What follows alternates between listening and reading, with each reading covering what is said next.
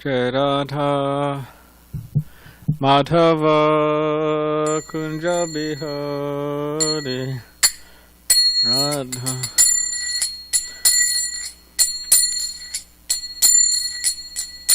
Jaya Radha Madhava Kunja Bihari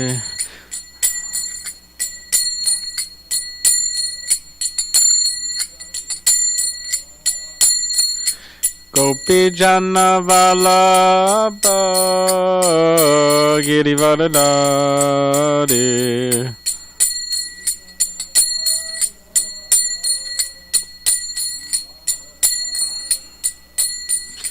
Gopi Jana Vallabha Girivardhari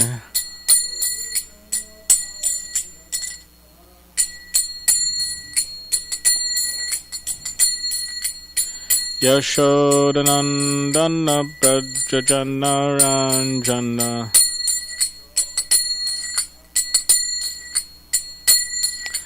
Yashodanandana Prajajana Ranjana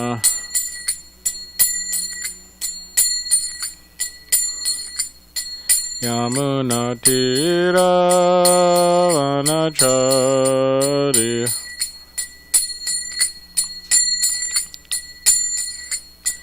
Yamuna Tira Vanachari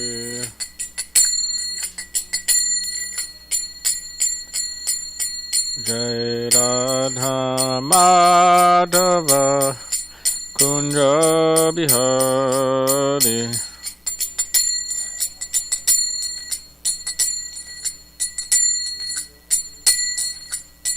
Jaya Radha Madhava Kunja Bihari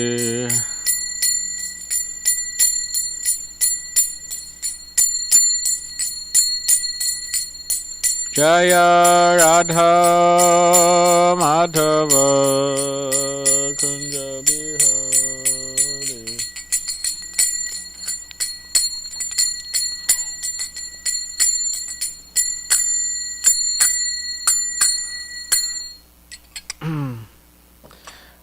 Jai Om Vishnupad Paramahamsa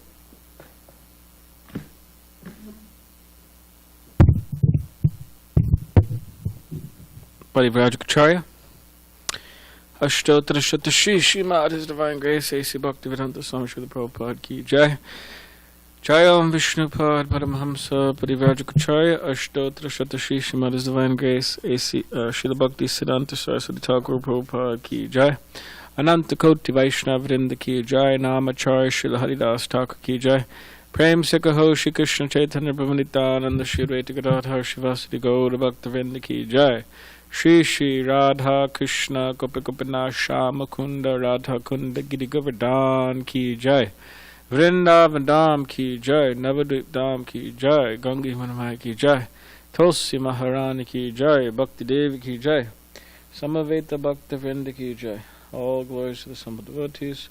All glories to the Sambhava devotees. All glories to the Sambhava devotees. All glories to Shri Guru and Shri Gauranga.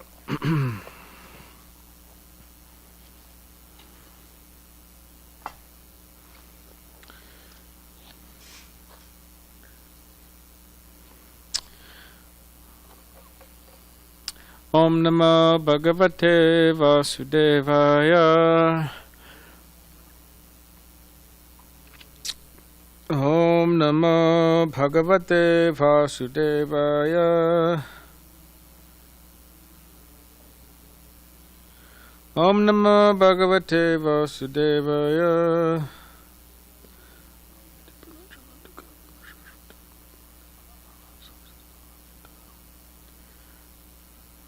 So this evening we are reading from Srimad Bhagavad Gita as it is, translation and commentary by His Divine Grace, A.C. Bhaktivedanta Swami Prabhupada. We will be reading from chapter 8, text 15.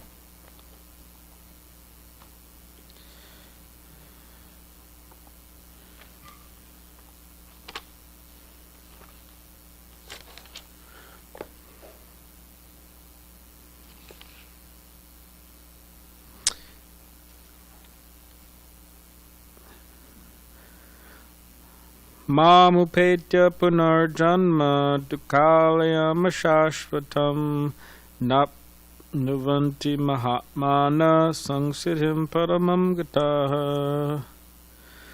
Mamupetya punarjanma dukalayam shashvatam napnuvanti mahatmana samsiddhim paramam gataha. Upetya punarjanma dukalayam shashvatam napnuvanti mahatmana samsiddhim paramam gataha. So, word by word. Me, upetya, achieving, punaha, again, janma, birth, dukalayam, place of miseries, ashvatam, temporary, na, never, apnuvanti, attain, maha atmanaha, the great souls, samsiddhim, perfection, paramam, ultimate, gataha, having achieved.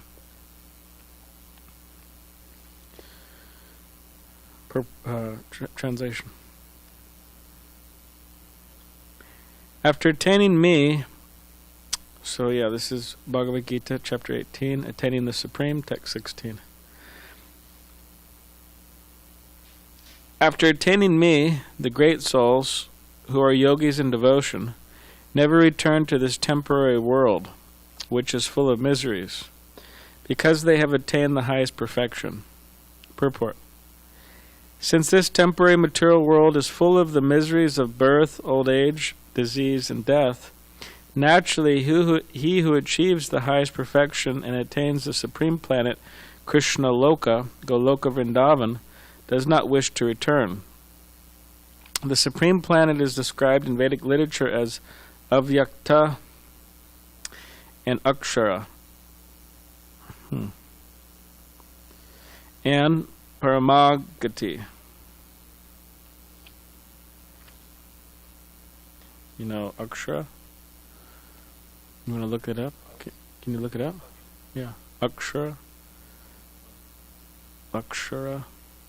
In Paramagati. In other words, that planet is beyond our material vision and it is inexplicable. But it is the highest goal, the destination for the Mahatmas, great souls. The Mahatmas receive transcendental messages from the realized devotees and thus gradually develop devotional service in Krishna consciousness and become so absorbed in transcendental service that they no longer desire elevation to any of the material planets, nor do they even want to be transferred to any spiritual planet. They only want Krishna and Krishna's association and nothing else. This is the highest perfection of life. This verse specifically mentions the personalist devotees of the Supreme Lord, Krishna. These devotees in Krishna consciousness achieve the highest perfection of life. In other words, they are the supreme souls. So you found the word Akshara? Well, it looks like it's just when you said that Akshara is just beyond materialization, and then you have the inexplicable, and then Paramaga is the highest goal. Beyond material vision? Okay. Om Meganitimadandasya Gananjanashalakaya Chakshulanmaditamena Tasmai Shri Gurave Namaha Mukam Karitvachalam Pangam Langayate Girim Yat Kripa Tamaham Bande Shri Gurun Diritananam Bansha Kapadribhishcha Kripa Sindhu Bevacha Patitanam Pavanebhyo Vaishnavebhyo Namo Namaha Jaya Shri Krishna Chaitanya Prabhu Shri Advaita Gadadhar Shivasadi Gaura Bhaktivinoda Hare Krishna Krishna Krishna Hare Hare Hare Rama Rama Rama Hare Hare.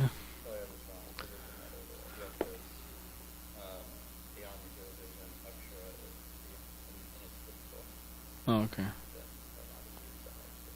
Okay. So I'll read the translation again. After attaining me, the great souls who are yogis in devotion never return to this temporary world, which is full of miseries, because they have attained the highest perfection.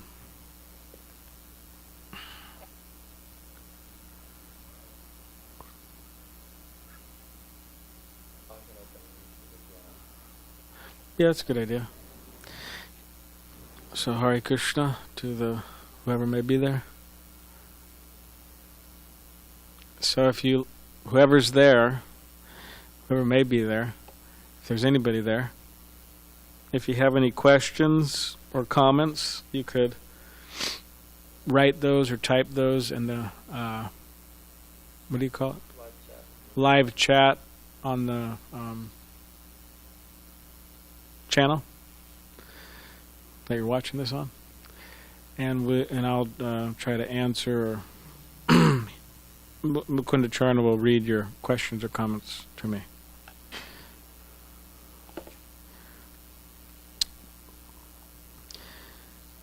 So this is a verse that is well quoted by our founder Acharya, His Divine Grace A.C. Bhaktivedanta Swami Prabhupada.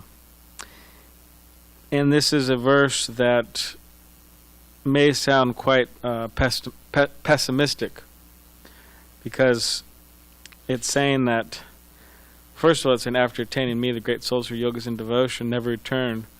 So it's saying the yogis attained me, and then they never return. And then Krishna is describing this world, this temporary world which is full of miseries. This is the part that sounds pessimistic, because they have attained the highest perfection. Because after all, we're living in this world, and if someone, what to speak of Krishna, or anyone, if they were to say, yes, this world is temporary and it's full of misery. So a lot of people will be, you could say depressed or discouraged or feeling, bummed out and not very happy about that statement.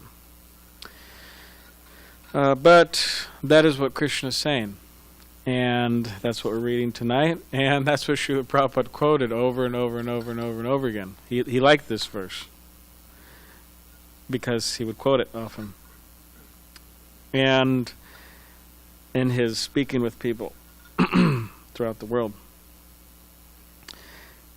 But for us to say that this world is temporary and full of miseries, it's just a, could say, honest analysis of the situation.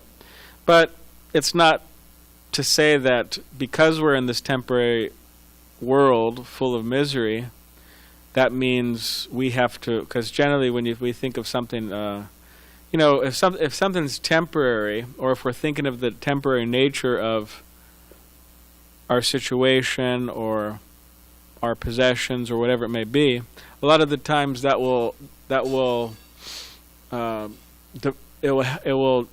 strongly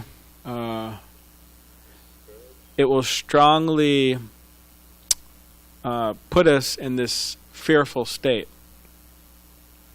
in that, oh no, it's temporary, and people are in fear. People fear, oh, is she going to leave me, or is he going to leave me, or is somebody going to rob my house? Is somebody going to bump into my car? Is the stock market going to fall? Or there's so many crash. Is the stock market going to crash? Not fall, crash. There's so many things to be fearful of, because, like as Srila Prabhupada said in a purport of the Bhagavad Gita, it says, a fearful situation is created because we do not know the future.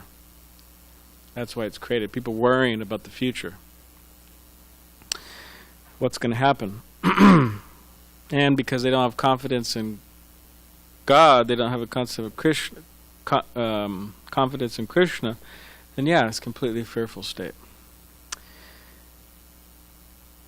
But just because we're in this temporary realm doesn't mean we have to subscribe to that type of, you could say, temporary, that the consciousness that develops from one identifying with the temporary situation. We don't have to subscribe to that. And it says, which is full of miseries. We also don't have to subscribe to that. Even though, interesting enough, Krishna's saying that. And we see that on some level. But that doesn't mean as Vaishnavas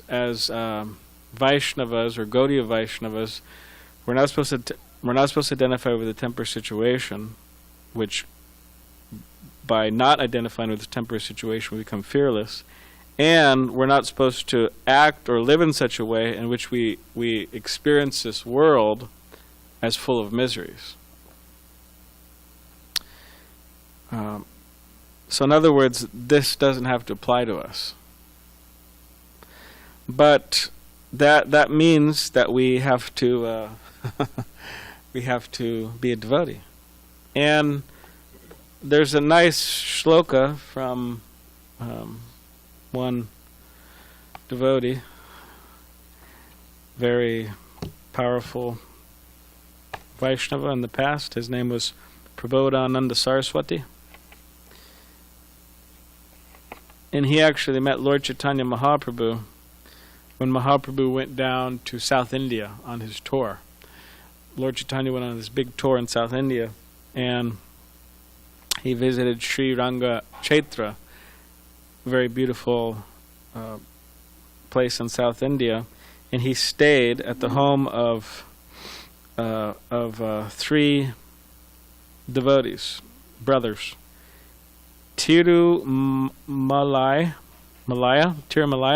which is interesting because Tirumalaya, it's a very common name in South India, like, to this day, very common.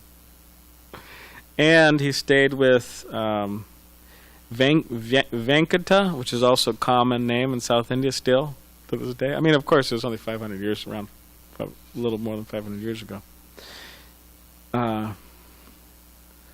And Venkata was the father of Gopal Bhatta Goswami, one of our 6 Goswamis. And Mahaprabhu met Gopal Bhatta Goswami when he was a young boy. Eventually he made his way to Vrindavan. And Gopal Guru. So these are 3 brothers, Tirumalaya, Venkata, and Gopal Guru. And Gopal Guru is Prabodhananda Saraswati. And they were Sri Vaishnavas, and Lord Chaitanya Mahaprabhu, he, by his association and instructions, they became Gaudiya Vaishnavas, followers of him and followers of Radha and Krishna. And it says that here it says that in Kavi Karnapur's Gora Gunadesha Deepika, which is a very interesting, it's interesting that such books exist, because what these books are is that they are books telling us who the personalities in Chaitanya Leela are, who they are in Krishna Leela. So Gaura Gunadesh Deepika, who are the associates in Chaitanya Leela, who are they in Krishna Leela, in the spiritual world, in Krishna's pastimes in the spiritual world. So it says, the Gopi Tunga Vidya, who appeared in Vrajbhumi, Vrindavan, during Krishna's pastimes on this earth, also appeared during the pastimes of Lord Chaitanya. At that time, she appeared as Prabodhananda Saraswati Swami, who became famous as Saraswati because of his eloquent Saraswati glorification of Lord Chaitanya Mahaprabhu. So Tunga Vidya, Gopi, very exalted personality in Krishna's pastimes. So, Prabodhananda Saraswati, he wrote this book, Sri Chaitanya Chandramrita, the nectar moon of Sri Chaitanya. And he says a very interesting thing in this particular verse, which we're going to read right now. It's very famous also. Prabhupada would quote this verse. Out of all of Prabodhananda Saraswati's shlokas, Prabhupada would quote this one very often. Kaivalyam narakayate tridashapur akasha pushpayate dordantendriya kala sarpa patali prokayata dangshtayate vishram purna sukayate vidimahendra dishcha kitayate yat karunya katakshavi bhavavatam tam goram evastuma. So this is the translation. For those who have attained the merciful sidelong glance of Lord Chaitanya, impersonal liberation becomes as palatable as going to hell. The heavenly cities of the demigods become as real as flowers imagined to float in the sky. The poisonous fangs of the untamable black snakes of the senses become broken. The whole world becomes full of joy. And Brahma, Indra, and all the great demigods become like tiny insects. Let us glorify that Lord Chaitanya. So, he's saying by the sidelong glance of Chaitanya Mahaprabhu, this impersonal liberation, which the impersonalists, those who are attached and specifically convinced of that the only aspect of God is the Brahmajyoti, or the effulgence aspect. So that's the definition of a specifically a Mayavadi. They think that it's just the Brahman effulgence that exists. There's no God head in the sense of no personality of Godhead, no Bhagavan. Whereas Gaudiya Vaishnavas we accept, right? Brahmeti, Parameti, Bhagavan iti shabdyate. That Krishna, there's three aspects. Bhagavan, the personality of Godhead, which means, right, Shamasundar Krishna, peacock feather, flute, sidelong, wonderful smile, and right, garland down to his knees, wearing a dhoti like lightning, and threefold bending form. So personality of Godhead, supreme personality of Godhead, and then there's the effulgence, the Brahmajyoti. That's as far as the Mayavadis go. And specifically they try to cancel out Bhagavan, which is offensive. Krishna, Shamasundar, try to cancel him out. They just say Brahmajyoti, but we say there's also Brahmajyoti, and then there's Krishna in everybody's heart, Super Soul. So he's saying that in personal liberation, which means we, the soul, merging into that effulgence of Krishna, Brahmajyoti, which the impersonalists are mad after. That's what they want. They want to become God in that way, as they know Him, or as they know the light. So that liberation becomes as palatable as going to hell for someone who gets a sidelong glance at Lord Chaitanya. So in other words, it's completely insignificant. And it says, the heavenly cities of the demigods become as real as flowers imagined to float in the sky. So these places, of course, nowadays people aren't really concerned so much with the heavenly cities of the demigods. But they are something, means they are, from a material perspective, quite impressive. That the bodies are very youthful, and they always remain like that. No old age, no gray hair, no wrinkles, no canes, no walkers, right? No wheelchairs, no senior citizen homes. Everyone's just young the whole time, the whole duration of life. And very beautiful. The women are very beautiful. Specifically, it says that this is just what it says. But everybody gets mad at me. I'm not making it up, but this is what it says. It says that the gopis of Vrindavan, they're the most beautiful in existence. And then, but the women of the heavenly planets, it specifically says that they make the women of this world look like frogs. That's what it says. So, whatever. Whatever that means to anybody, but well, frogs aren't very attractive. So the point they're trying to express is within the descriptions of the heavenly planets is that they're very beautiful, and the men are very handsome, and they drink this called Soma Ras, which I don't know too much about. Maybe I had it at one point. I forgot. Can't tell you.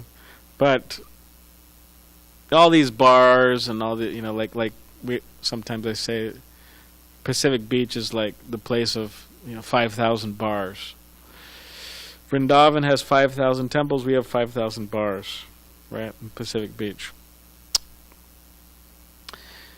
Whereas Tamal Krishna Goswami, one time he was giving a talk, and Subhag Swami walked in, who's like a resident of Mayapur. So when Subhag Swami walked in, Tamal Krishna Goswami said, "Oh, Subhag Swami ki jai." And he said, a bunch of devotees there, and he said, "We have a Dham Vasi here." Dham is, the whole Dham means a holy place. So he's a resident of a holy place, Mayapur in India. So we have a Dham Vasi. And then he said about himself, he said, "I'm a damned Vasi, damned resident." So, but all the bars here, so people are very attached to intoxication. They can't live without it. And actually, as spirit souls, we cannot live without intoxication. We all have to become intoxicated somehow. It's just a matter of what are we going to become intoxicated by. We're going to become intoxicated by liquor and beer and all that, or if we're going to become intoxicated by the holy name of Krishna. What are we going to become intoxicated by? Like these people, as this is saying, it's a place of suffering. People understand that. So they go home and crack open some beers and pull out their their bags full of THC gummy worms. Yes. THC gummy worm. So it's a gummy worm. You chew on it, and it has THC, like marijuana, whatever, in it. You get intoxicated like that, right? Stoned. So, and then flip on the TV or whatever they do, and in this way they understand that, okay, this is my way of enjoying, right?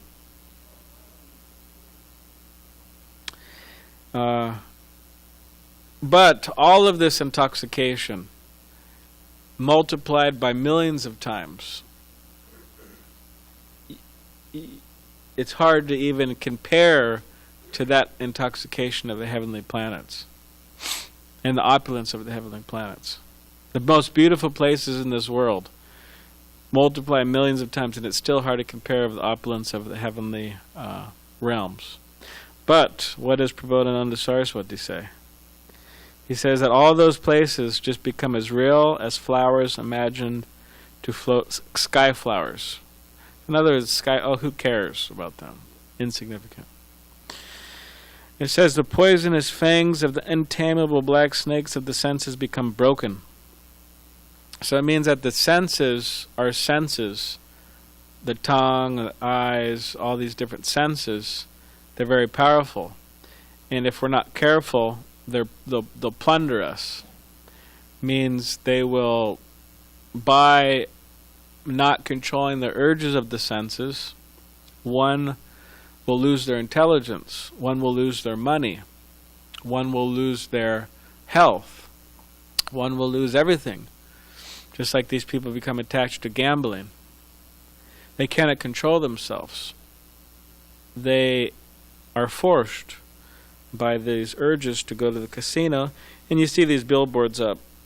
Oh, this guy says, "Yeah, I have got my life back from where it says something like something about giving up gambling, the addiction of gambling. Now I got my life back, right? I'm not being controlled. Now I have my family back." So the implication is that the guy said, "Okay, I got my family out the window. My dog, my car, my job, everything out the window. I'm gambling, and I'm going to sell everything on the house and just gamble it all away." People do that because they're not controlling their senses. The poisonous fang, they're getting bitten by these poisonous fangs of the senses. So it's a problem actually. And that's just one example, gambling. There's so many examples. People become attached to so many different things based on the urge of the senses. So the senses plunder a person and completely just dry, completely still. They steal everything valuable. But Prabodhananda Saraswati says that these senses become the fangs become broken. So they don't. We are not put into trouble by our senses. Very important. And it says, this is the point that specifically the Bhagavad Gita verse we're discussing, that the whole world becomes full of joy.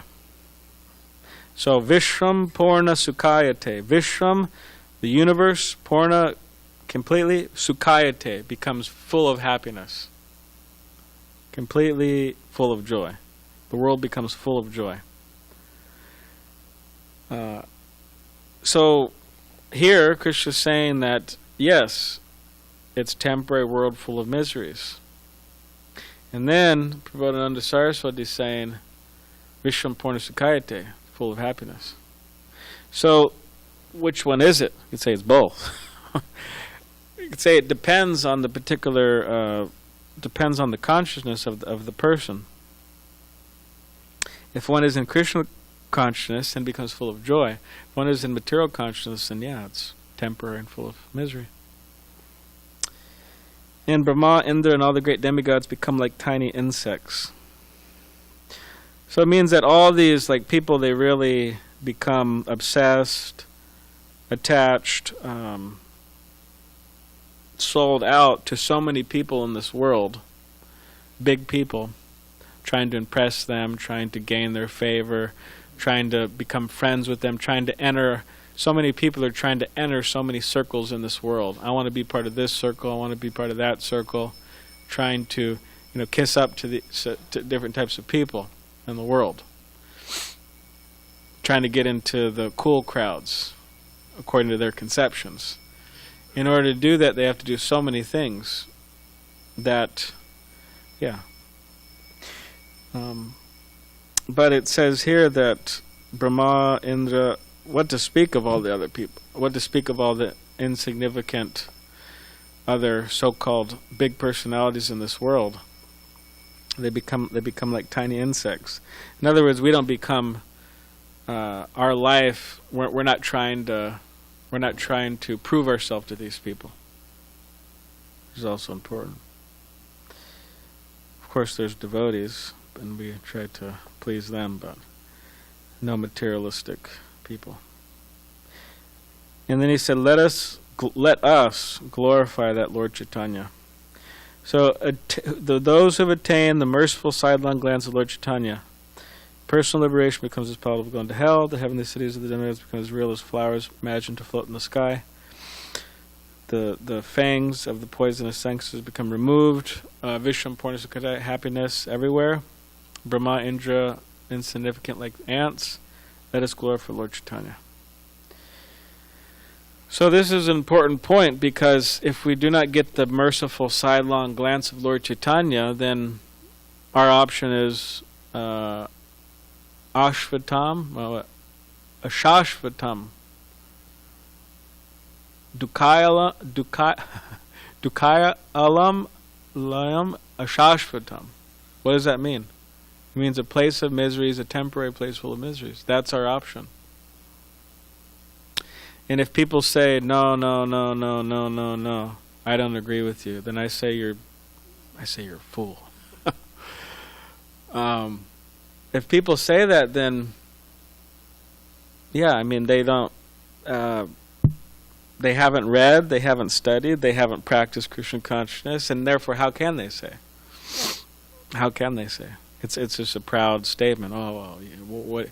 And even if you look at it from that perspective of, no, I don't agree with you. I don't agree with you. This place is it's eternal and it's full of enjoyment, right? Vishram Purna Sukhayate, from a materialistic point of view. Then we say these people are foolish, and that they do not really. They're unfortunate. They're unlucky. They're disturbed. They're unfortunate. They're just. They don't know what they're talking about. And even if you just look at it from a perspective of just the statistics, we're just talking about modern day statistics of the happiness rates in this world, or the suicide rates in this world, and so many things like that, anxiety rates of this world. They're not looking too good. And if you look at countries who are doing well materially, and of course we this has been said so many times, right? But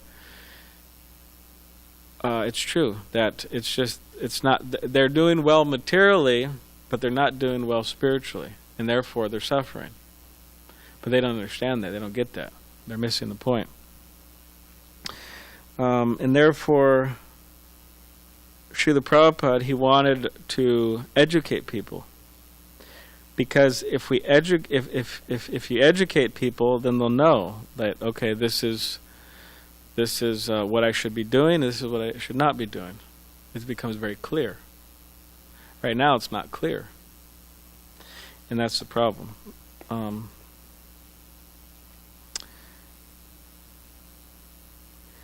The problem is it's not clear.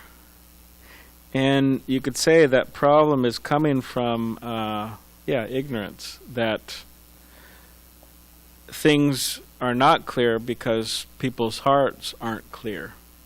Cheto darpana marjanam bhava mahadavagni nirvarpanam. Their hearts are not clear, and therefore, just as a dirty mirror, you cannot see yourself properly. So similarly, people can't see themselves, who they are. They think, oh, I am this body. I am whatever, American, or I'm this, or I'm that. I'm so many different things, so many different ethnicity, whatever. And because they're identifying with a temporary body, which is full of miseries also, then how are they supposed to be happy? You're identifying with something that's just not happy by nature. The soul is, Satchidananda, eternal, full of bliss, full of knowledge, not the body. So how are you going to be happy? So in other words, these people are just, as Prabhupada said, they're insane. And therefore, they need the sidelong glance of Lord Chaitanya Mahaprabhu. They need the sidelong glance of Lord Chaitanya Mahaprabhu. And we need the sidelong glance of Lord Chaitanya Mahaprabhu in order to be successful. And therefore, Srila Prabhupada, he instituted this idea of spreading Krishna consciousness throughout the world via book distribution, via Harinam, in different ways, with the idea of giving people the sidelong glance of Krishna. This is how they get the sidelong glance of Krishna, of Lord Chaitanya Mahaprabhu. And in order for people to actually get the benefit, they have to come in contact with sadhus, saintly persons. And as Prabhupada was saying this morning, we were reading this morning, said that Srila Prabhupada said that every member of the International Society for Krishna Consciousness should become a perfect sadhu. And they should help in relieving the suffering of humanity. And then Srila Prabhupada said, this is the best humanitarian work. This is the best work. To become a perfect sadhu, saintly person, and then work for the benefit of others. So that's what Srila Prabhupada wanted. But in order to do that, we have to actually, in order to get the sidelong glance of Chaitanya Mahaprabhu, in order for us to become qualified and to become perfect sadhus, to work for the benefit of others, so they could also get the sidelong glance of Lord Chaitanya, right? Come to the temple, get Srila Prabhupada's books, get the holy name, all the sidelong merciful glance of Lord Chaitanya. We have to be serious, at least, to some degree. We have to be serious. And that means doing things that Srila Prabhupada wants us to do and not doing things that he doesn't want us to do. And if Prabhupada was around sometimes to see what devotees do, he'd be very upset. And I don't know, anyways, I'll mention this, but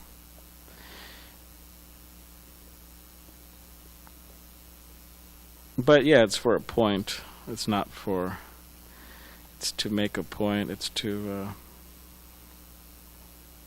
but recently somebody sent me a picture, or actually it was a little video. It was like a short video, and it was a brahmachari, an Indian brahmachari, and he was in the Krishna Balarama temple, in the temple room, and there was a kirtan going on there. The altar wasn't open, but still, there's a kirtan going on in there, and he was doing yoga, stretching his legs, like trying to put his legs behind his head, and I'm thinking, what is this? What is he doing? Why would you do that in the temple? And someone say, "Oh, well, it's not really a big deal." And what's the big problem? Okay, but I know for sure, without a doubt, that if Srila Prabhupada walked in that room and he was doing that, Prabhupada would be very angry with him, and Prabhupada would not only say something, but he would express his displeasure and anger. He would chastise him, chide him for that. Why is he doing that? Why are you doing this? Because such things, it's just a demonstration of people not understanding and not taking things seriously. It's just what's in the heart comes out. So, although it seems like a small thing, it's actually not. And, yoga, even people now, but, he's a brahmachari, you go in your room, do yoga in your, it's not, the temple room's not for yoga. Even if there's a bunch of men around or whatever, it's like, it's a temple room, it was really weird.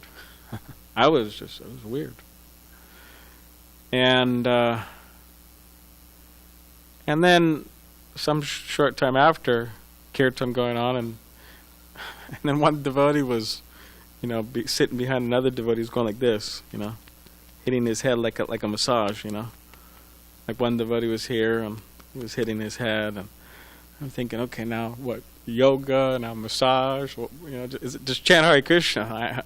Just please chant Hare Krishna, So I mention this because there's so many things like that enter in, even though that you could say they're small things, but they actually erode the seriousness of the situation.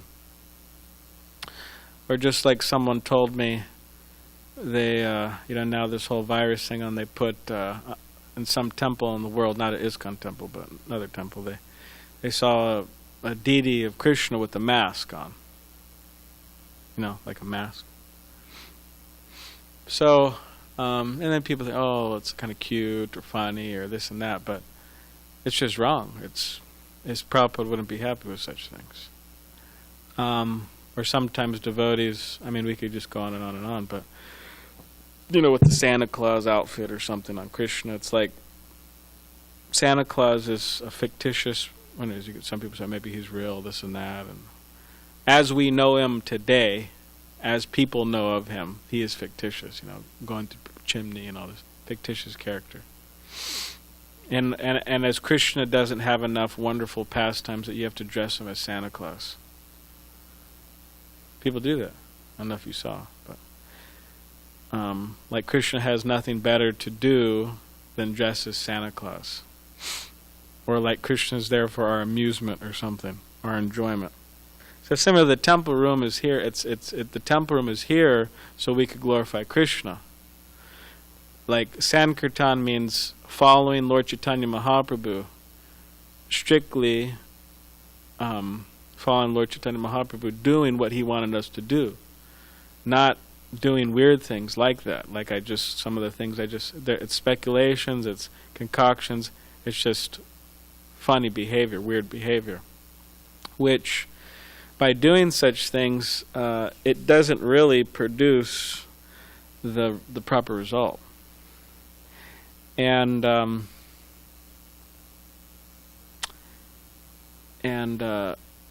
so yeah, again, the temple room is here for Sankirtan to engage in glorification of Krishna, following the rules and regulations of the scriptures. What's that verse from Rupa Goswami? He quotes Shruti, Smriti, Puranadi, Pancharatrak Vidim Vina. Like that. He goes on. So, saying that we have to engage in Krishna consciousness according to the rules and regulations of the scripture. And if we do not engage in according to the rules and regulations of the scripture, it is simply a nuisance in society. You're giving Prabhupada a bad name, you're giving your spiritual master a bad name, and you're looking ridiculous in the name of Gaudiya Vaishnavism. And again, people, what's the big deal? What's the big deal? What's the big deal? Well, just multiply all this behavior out, and you get something that Bhaktivinoda Thakur was fighting against before Bhaktisiddhanta Saraswati Thakur came. The whole Gaudiya Vaishnavism was completely swallowed up by Sahajism, means taking things cheaply,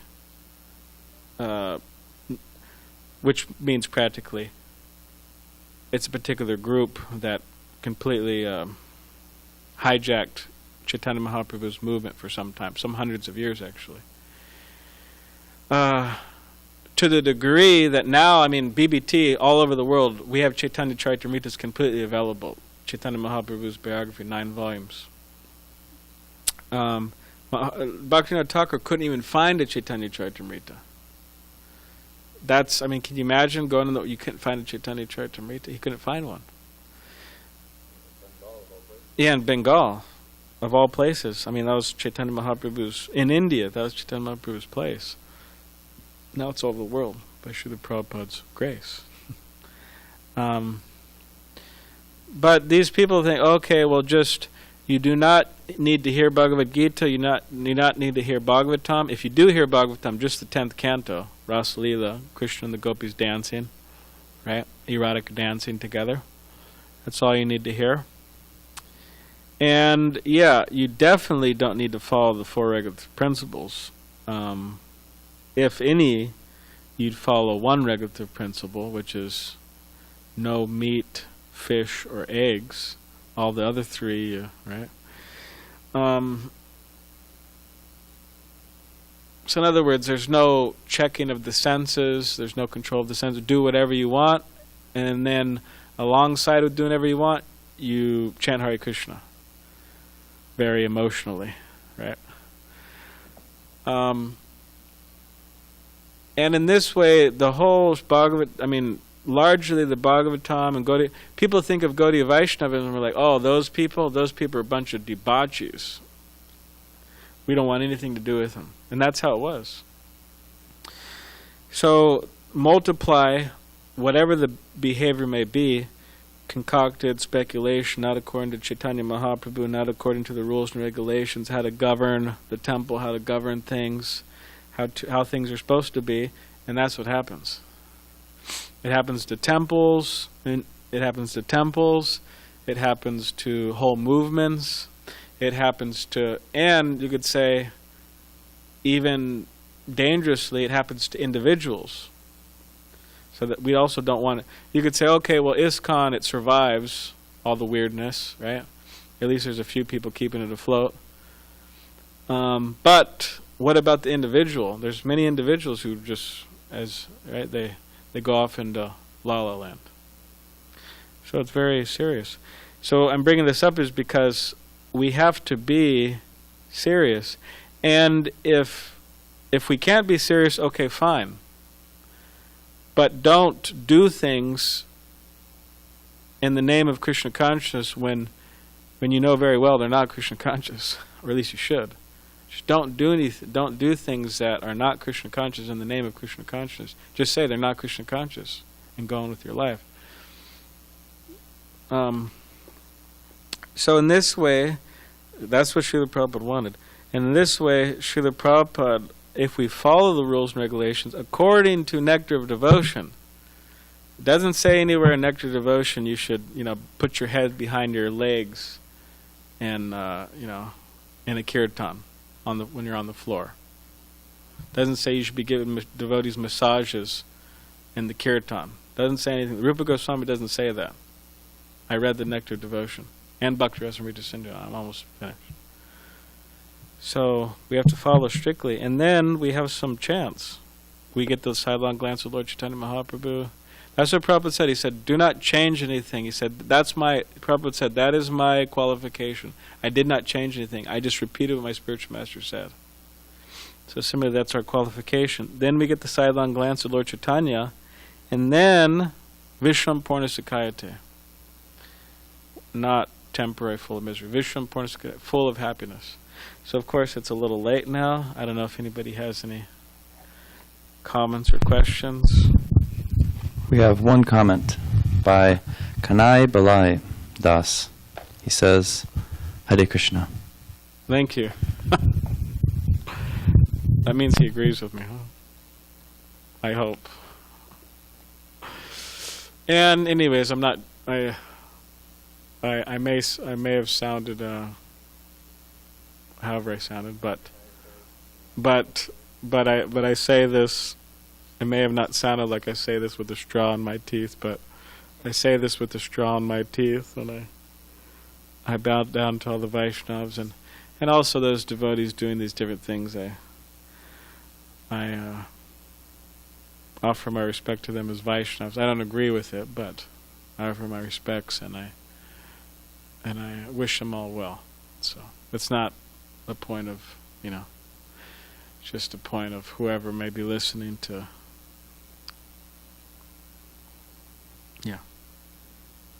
try to see things a little in a at least according to my, let me say, humble perspective, just a little more how Srila Prabhupada wanted things, which is important because he's our founder Acharya.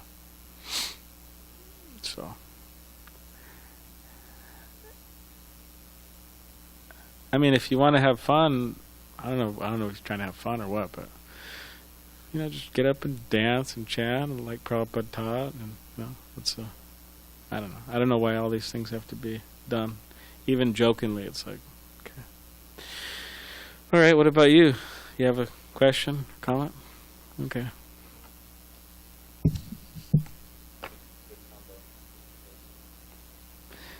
Yeah. All right. Okay. Now we will see Krishna. Radha Giri Jai. Okay. Kantra Srimad Bhagavad Gita ki Jai.